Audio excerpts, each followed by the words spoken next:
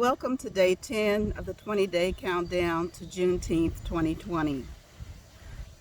What do we do after the protest?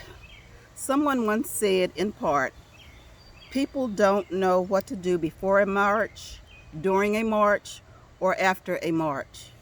I believe this quote is attributed to Dr. Otis Moss, a nationally well-known and respected African-American biblical scholar whose preaching and outreach is steeped in social justice principles.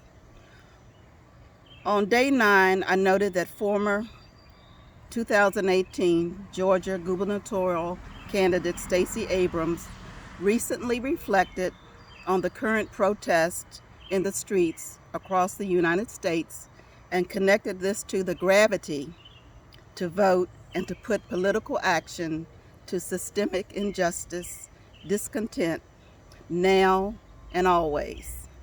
In part, she stated, I know voting feels inadequate right now, but protests to demand attention to the wrenching pain of systemic injustice. Vote because we deserve leaders who see us, who hear us, and who are willing to act on our demands. She said, voting will not save us from harm, but silence will surely damn us. So true. We must have focused energy, action, and endurance to address what's wrong and what needs to be made right in the United States and in our local communities. I know there are many camps of opinions on Joe Biden for president. He has flaws like many former presidential candidates and presidents. He is the presumptive Democratic Party candidate to replace 45. Past presidents and presidential candidates had flaws of misspoken words, calculated risk-taking stands on civil rights issues, personal behaviors that provided condemnatory policies, that prolonged wars or started wars, and many other issues. In political elections, we are often forced with imperfect choices and having to make the best choice among the options before us.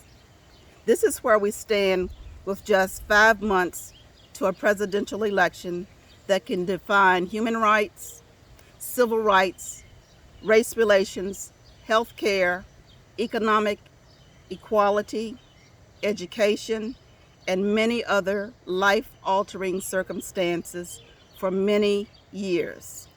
The question is, do we again stand dumbfounded after the November 2020 election and talk about the wouldas, the shouldas, and the couldas of Trump becoming 46?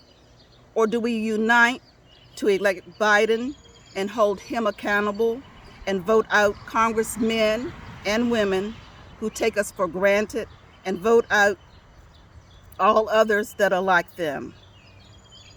We have to do what we need to do so that our demands and our best interest are made to come to light. This is what we do after the protest. Please join us tomorrow for day 11 on African American teachers and inventors.